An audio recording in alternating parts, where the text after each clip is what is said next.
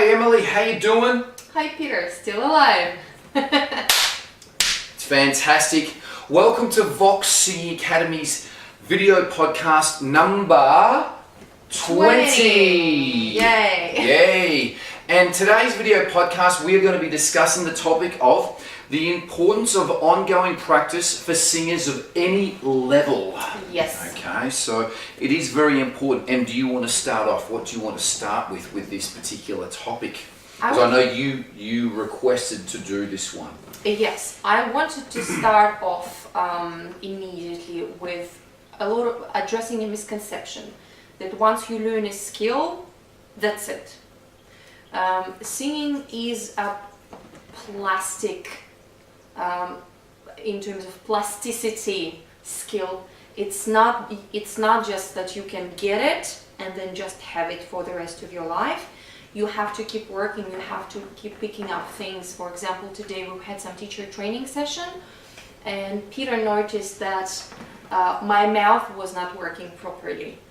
And to me, I didn't even pay attention to it. I lost my learning skill in a way, because when I teach students, I focus on them, I show them, I overdo the mouth placements for them, I record the exercises and overdo it.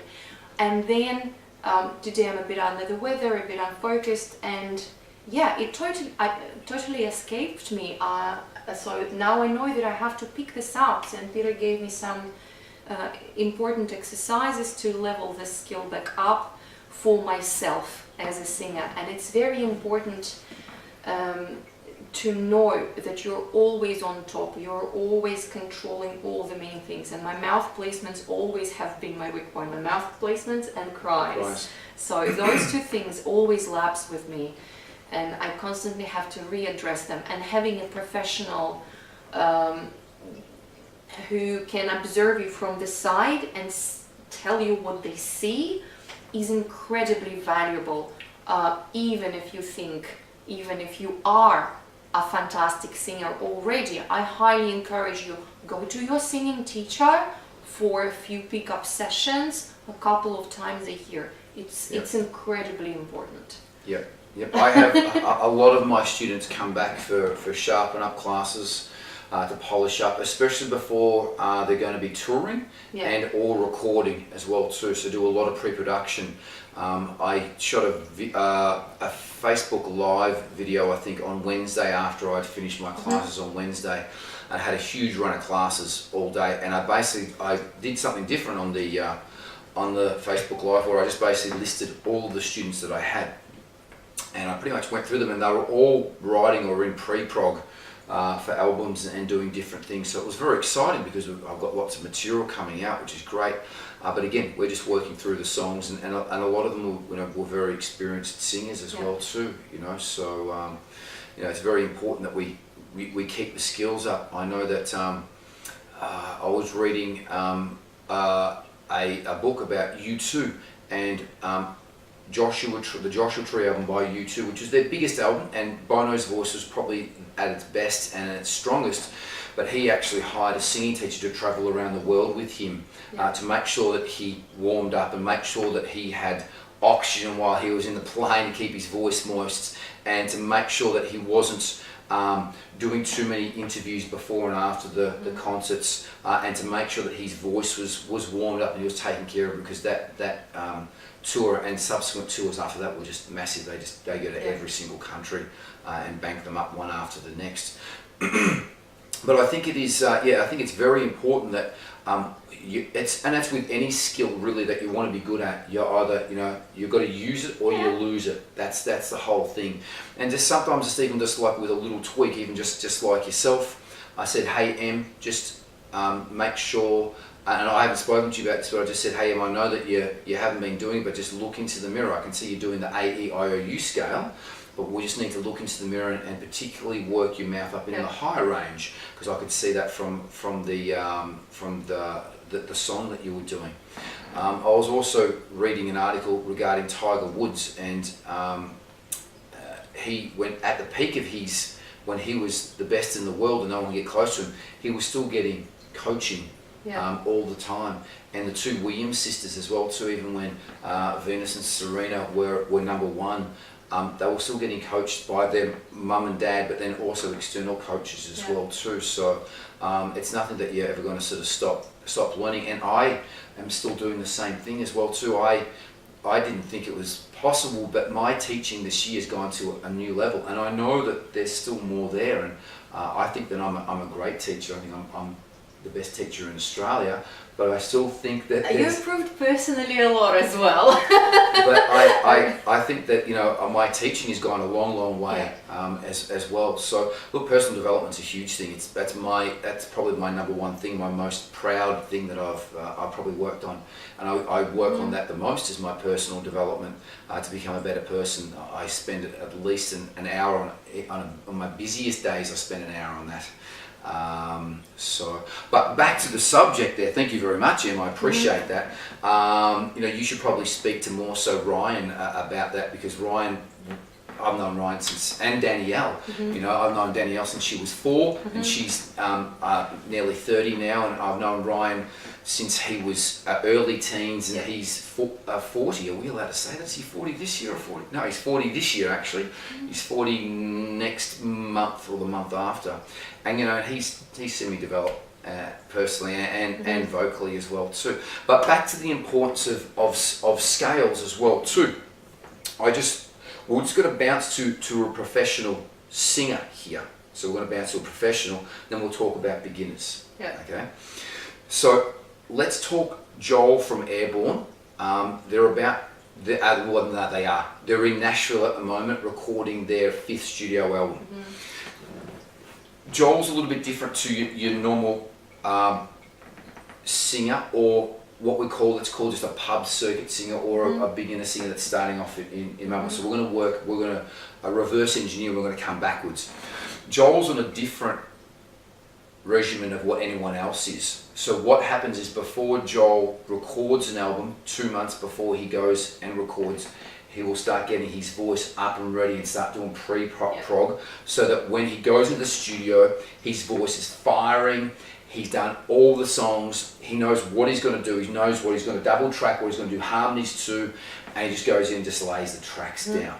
He does exactly the same thing, especially before he tours, because they do grueling tours. So before he tours, 2 months before he tours, we start to build him up slowly but surely. And we would start off with just doing, 10 minutes of scales and 10 minutes of singing for the first week.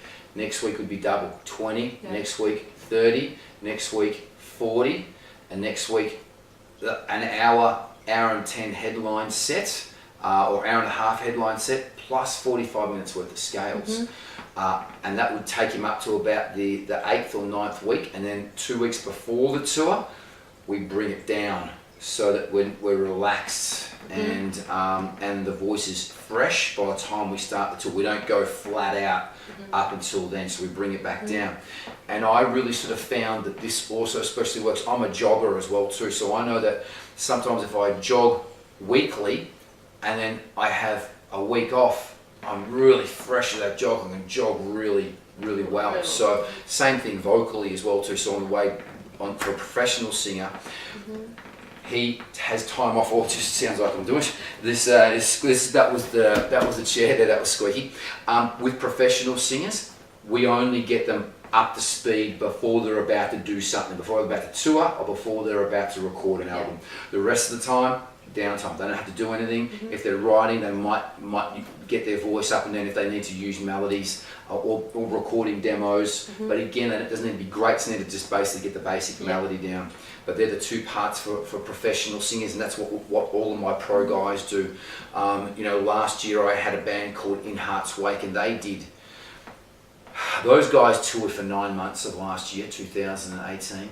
They did Australia, Europe, America, Australia, Europe, and back to Australia again. It was grueling, and the main singer there, Jake, he sings hard as well too, so incredibly taxing for him, but got through the whole year. Also Kyle, the clean and husky singer, I also teach him as well too, so that was a great accomplishment, because I remember just Jake coming in for the lessons at the early part of that year, going, this is going to be a really good case study to watch this to see what happens. They really only had about 2 weeks off between Europe, Australia, and here. So, and it was a really great one, and his voice come up great.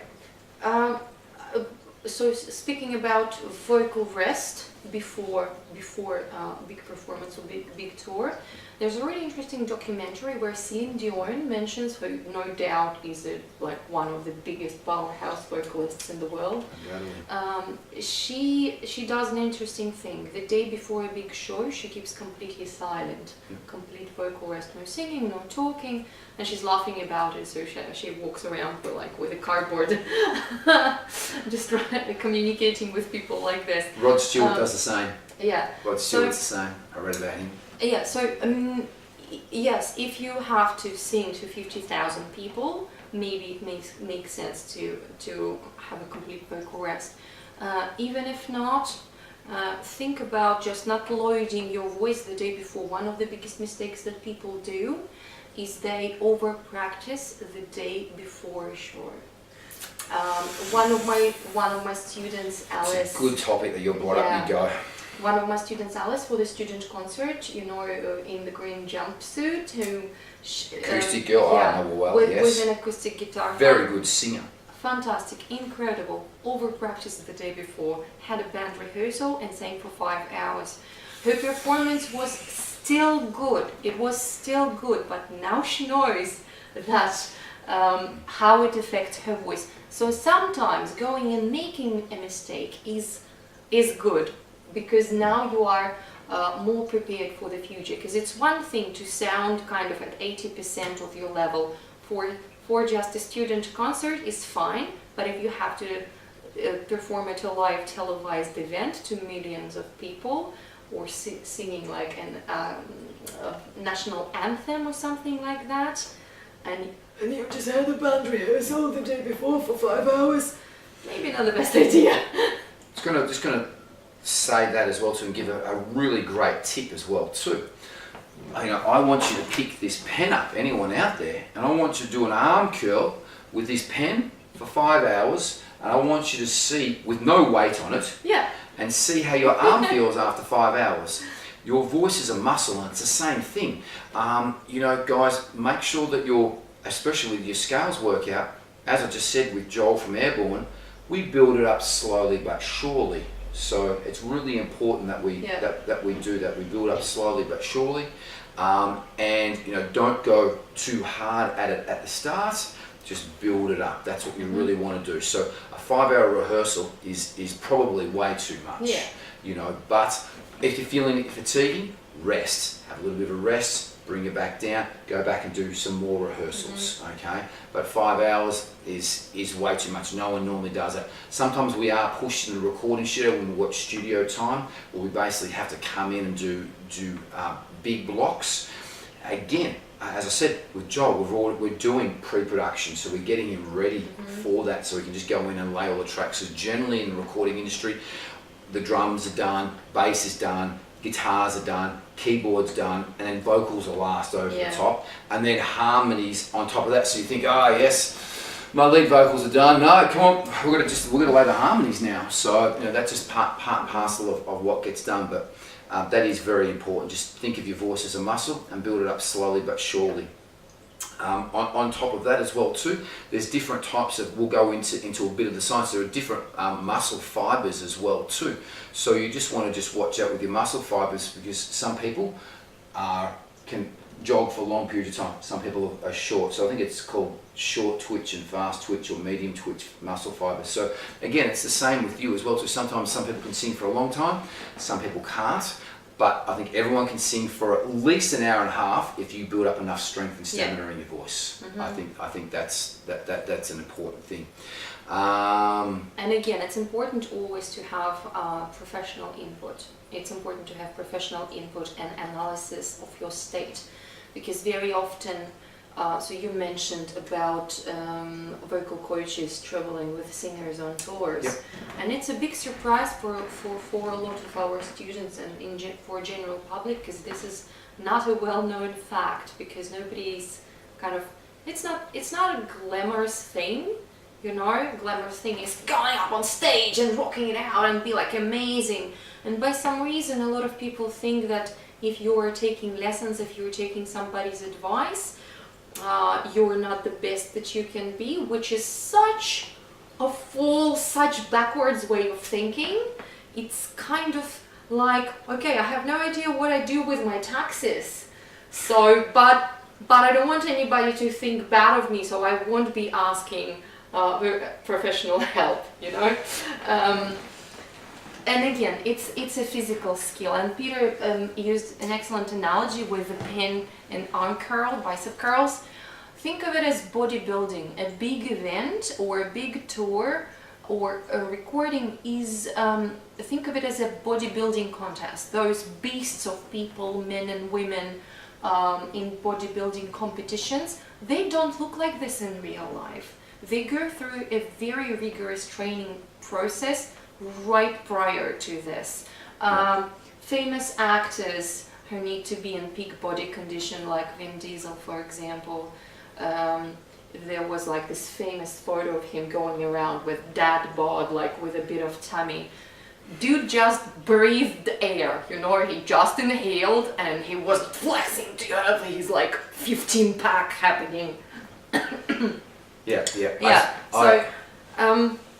It's what you hear on the recordings and what you hear on tours or big shows. This is most likely not how the vast majority of singers sound in everyday life. There is a lot of preparation. Yeah, we can whip up something off the cuff really fast, but it will not be at this 200% amazing level. Yeah, definitely. Yeah, that's the thing, and even with again, just I hate to go on the subject, but Airborne as well too. They played Download Festival earlier this year, and they were basically called in to do the festival because Ozzy Osbourne had pulled out, and they were doing pre-prog on the album, so they didn't know any of the songs of their old set because they've been doing all the new songs for the new album.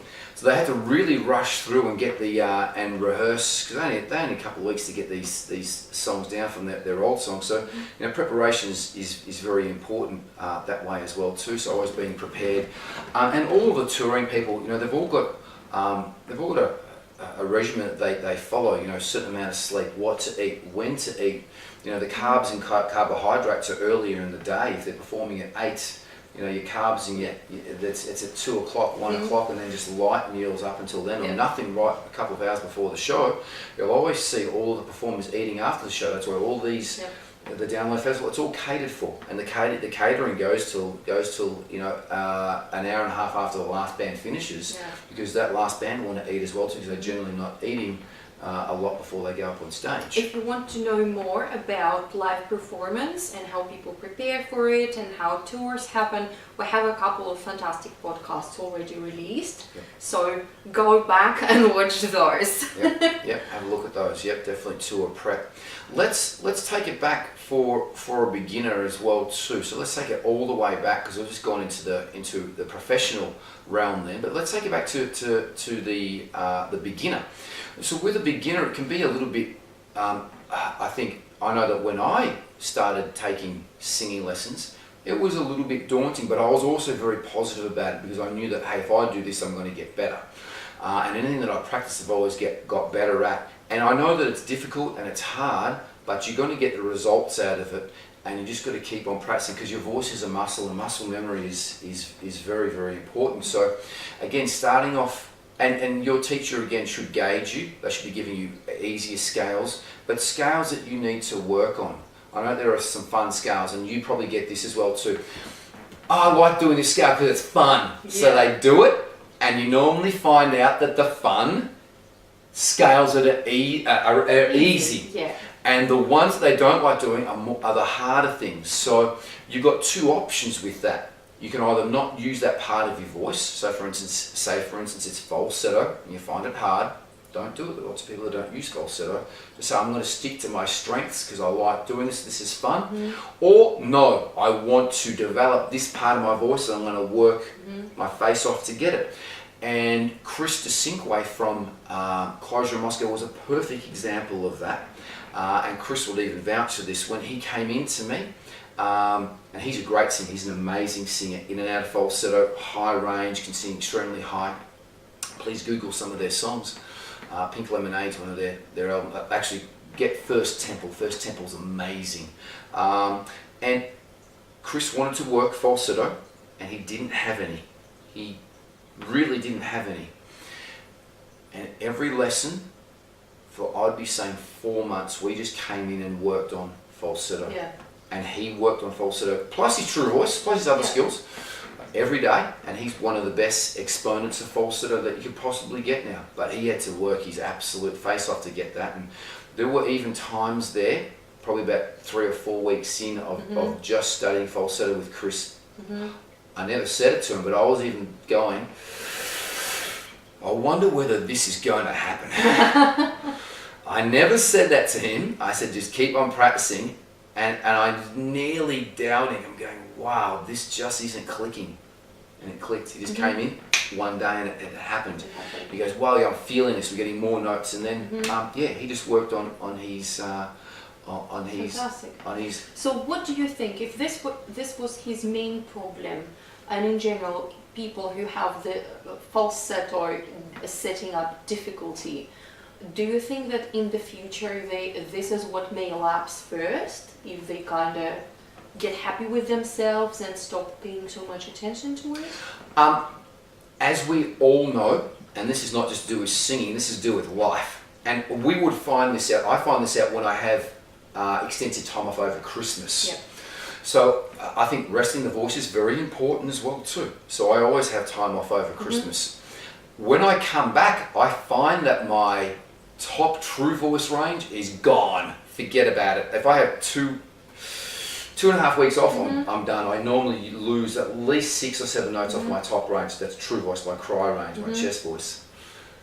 And my falsetto, my top falsetto range takes a while to sit to get in there. So it normally takes me about a week and a half to get my 2 weeks to get my true voice back, and about a week to get my falsetto back. Support's more of a long burn. I normally have a little bit of support trouble for a couple of weeks. Really, I'm going to support. I was a bit shaky the first couple of weeks in, so they're my things. But I think with anything, once you stop, if you're an alcoholic and then you stop thinking about what you're doing, you're going to start drinking again. So your weak spots always come back because that's just that's just the way that it is. That's the way your body's designed. If you're skinny and you stop lifting weights, you're going to get skinny again. You know what I mean? I can lift weights till the cows come home. I'm not going to get big. That's just the way that it is. But it is for me. I work especially 4 classes, and I've got to teach girls. And I was just out there, and I whipped out, the police. Put on the red light, and I was sitting down, not even straight posture. But I've got to whip that stuff out higher than that. Well, we just every day. We will probably post a little bit of it, and it was on our Facebook Live and Instagram. So we were doing some teacher training, and another one of our teachers, Anastasia, was training to be a teacher, and I was picking up on my skills. And we were doing Queen of the Night by Whitney Houston. And you had like 0 problems just doing those high cries that she does with a male voice. Yeah. So you definitely are in good shape right now. But probably sometimes it's a problem when you didn't practice enough. Undoubtedly, do you know what I mean? My voice is in great shape. Also, at the moment, I think I'm probably in the best shape mentally and physically that I've been in for a long time. I'm in better shape mentally and physically than what I was in my 20s. So, yeah. Aren't we all? I think you just get that with experience. That's called experience. Oh, I don't want to be 20 again. I was such a dick. So was I. It was terrible. 20s. Oh, yeah. You're the stupidest in your early 20s. But then again, as well too. Let's just go on to that. Is that tomorrow I could get the flu. I'm no good for a week. I'm 3 weeks back before I get my full capacity back again, and that can happen. Yeah. Do you know what I mean? And that's about what we go through with cold and flu management. is, you know, I try to nip it in the bud on day one. So I don't wait 2 or 3 days till I get really sick. I'm trying to nip it in the bud straight away. So again, that's just something with what we're doing with cold management. And I'm not quite sure about you, but I've had a lot of people that have been sick because we've had the change of weather lately. It's been really warm, really cold at night. Yeah. So a lot of people have been getting sick. So I've been going over cold management, a lot of gigs going on as well too. So again, I had to bring it up. Joel from Airborne was really sick, and I had to nurse him through those 2 big download shows. And he was really sick up in Sydney. But taking it back again to a beginner or an intermediate, really, you know, you want to be practicing at least 5 or 6 days a week. You want to be doing some scales and working on the scales that you think that you're least good at. And I know I'm always revising my students with their weaker points. So if it's pitching, and you know, we're pitch generals, we always want to just work pitching 110%. So I've got pro singers that I work on their pitching with. Do you know what I mean? It's so important for us, and that's the thing that I would consistently revise. You know, so and that's what professional help's about, is to pull that out and to say, hey, I did this. But I think your point's a great one as well too, where you said, hey, you know, I didn't even notice that my mouth wasn't working that well, or my sound was up in my in the mask. Completely escaped. Where it should have been forward. So you know, that's just every singer needs a tune up every now and then. But practice recording yourself at home as well too. And I get lots of files. I get people sending. We get a lot of people sending us files from around the world now on Insta. Yeah. So they're sending us files, and I have a quick listen, and I give them it's really good on this because I can just do those voice memos. Yeah. And I don't spend much time. You know, I'm there having lunch, and I'm listening to a file, and I just get back, hey, you know, and you know, if we can help some people out, that's fantastic. Yeah. But If you're on Instagram or on Facebook and you have troubles figuring out what's wrong, shoot a quick message, a quick demo, and we'll be happy to reply. Send a video. Videos are better if we can, so we can actually see your technique and see what you're doing wrong. Well, not particularly wrong, but see what. Because some people try and sing like this with like guitar on top of them. Yeah. So shoot a video so we can see exactly what's happening, what your posture's like, your mouth's like, your breathing's like, your neck's like. So we need to see all of these things. These are all things that we critique as teachers. Because they've all got to work together, you know. I call it a car. I say to my younger students, look, your body, just look at it as a car. Your stomach, your diaphragm is the engine. That does all the heavy lifting, does all the work. Your ear is the steering wheel. That tells you where you've got to be and hitting the right notes all the time. You can have a Ferrari, no steering wheel, you ain't going anywhere. Yeah. So important. The nearest wall. It's so important. This is just the exhaust pipe. It just stays there, and vibrates, gets air pushed through it, and stays relaxed as it possibly can. This is the articulator of your sound. This is the color of the car. So if you do this, it's just like crappy Nice sounds color. coming out. But you know, we've got to do from this moment. If we get the mouth going, you know, it's going to sound a lot better. I taught a theatre girl this week. I'm just trying to think of her name here. She was in the School of Rock. Is she one of your students? Yvette. Yvette was in the School of Rock, and I said, have a look at this girl. Again, I'm awful with names. I've never been great with names. I said, have a look at the Filipino girl that does On My Own. Have a look at the live version of what she's doing. Even the quieter bits, she's going, on my own. I've never seen a mouth that big. And that's the quieter bits, and the mouth is huge. Is she one of the best theatre singers around? Undoubtedly.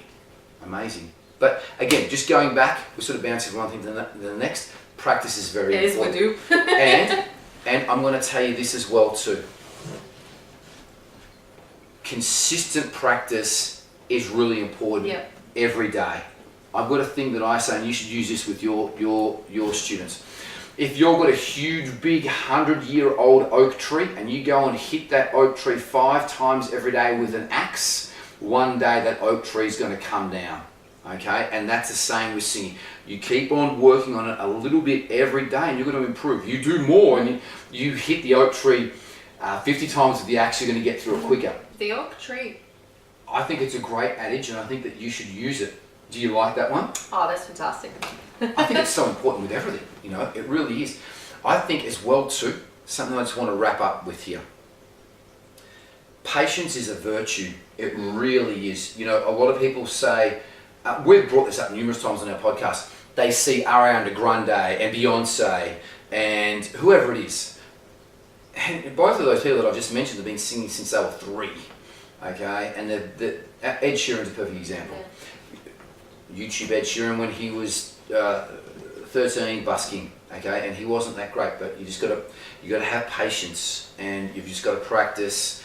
And I always say to all of my students, quality over quantity. I'd rather you practice 3 scales really well than do 6 scales average. And that's the same thing when my guys go and record. I'd rather you go in and record 1 song really well than 3 songs rushed. You know, go in because it's going to be there forever. So I think practice is very important. Something I want to bring up with our lessons as well too. I know that I revise my students. Generally, if a new student's starting, I revise 4 weeks in, and then I revise another 12 weeks in of their scales to make sure they're doing correctly at home. Pardon me.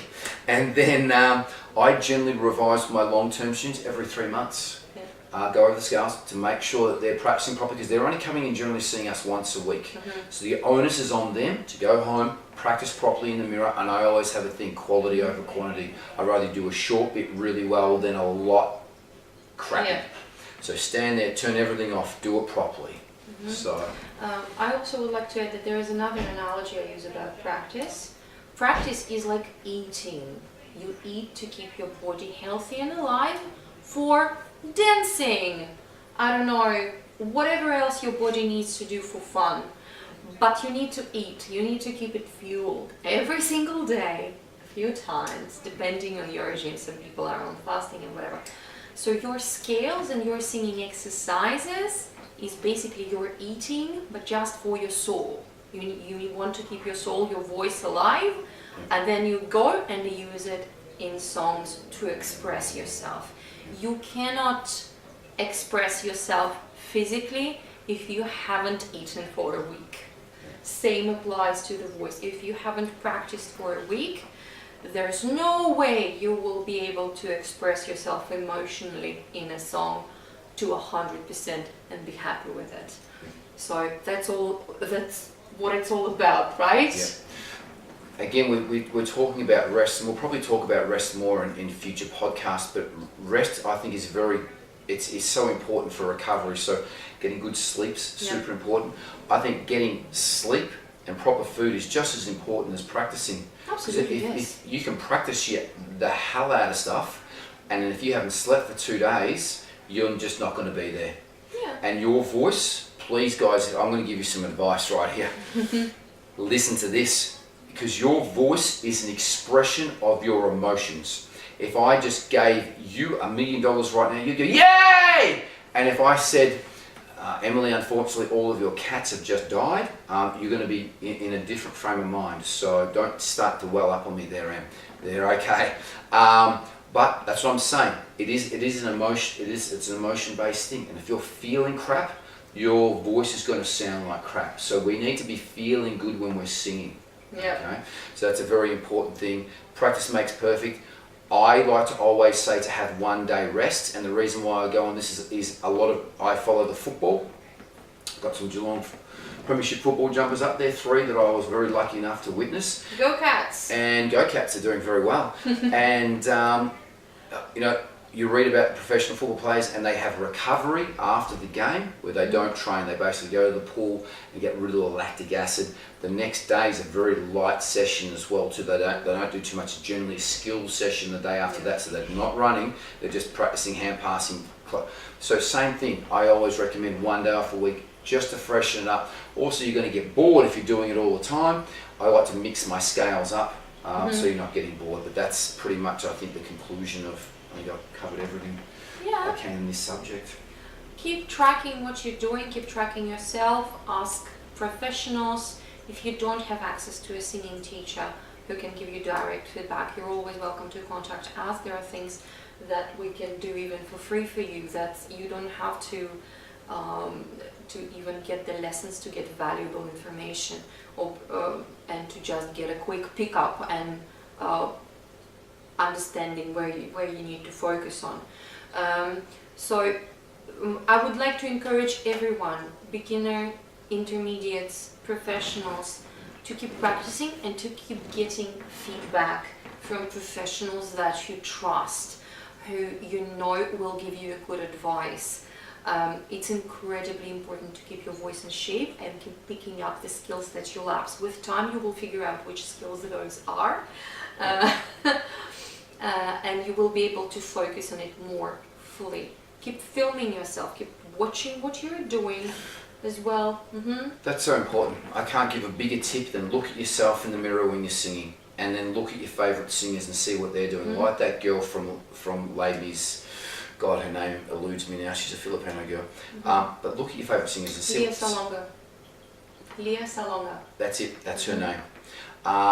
So look at yourself though, please. I can't recommend more highly enough than to go and sing into the mirror, and see your form, see what your breathing's doing, see what your throat's doing, see what your mouth's doing. Am I turtling forward? You know, there are only, from what I know, there are only a couple, and I'm saying probably two, and one I'm gonna plug it if it comes to me. It's in Brunswick. It's on Leslie Street in Brunswick. It's a rehearsal studio in Leslie Street, Brunswick, and it's called, I don't know what it's called, but they've got mirrors in their rehearsal studio. And I think all rehearsal studios should have mirrors. Yeah. All. So that you know what you look like when you're up on stage, but so that the singers can see what they're doing. Yeah, I think it's so important. And learn your lyrics as soon as you can. Doing this, just communicating with your lyrics instead of communicating with your audience, doesn't look good, doesn't get the message across. Well, that's again just reiterating, when you're going to play, you want to be energized, you want to be focused, you want to be in the moment. You're just saying, if I don't eat, so you want to make sure that you're gauging your energy up to the show. You've had some, not saying not eating, but as I just said to you, I tell my pro guys 5 to 4 hours before a show, complex carbohydrates, pasta, rice, grains. These things kick in energy later on. They have to break down and get stored in your body. They get stored as fat. So that kicks in energy 4 or 5 hours, and then you're hyped up. I generally like to have some sort of fruit or something light if you're feeling a bit hungry. Before, a banana's great. There's no acid in it. So it's absolutely fantastic. And then eat after the show. Have your big meals after the show. But make sure you're energized. Hey, having a coffee or a tea before you get up on stage as well too. Some jumping jacks. Get in the zone. It's not going to hurt you. Yeah. Great to see you again, Em. That signs us off for now. If you liked what you have heard, please subscribe to our podcasts on all of the big players, and also here on YouTube. And also please like us on Facebook. We're both on Facebook. You can follow what we're doing on Facebook. Much love. Have a great week. Bye-bye. Talk soon.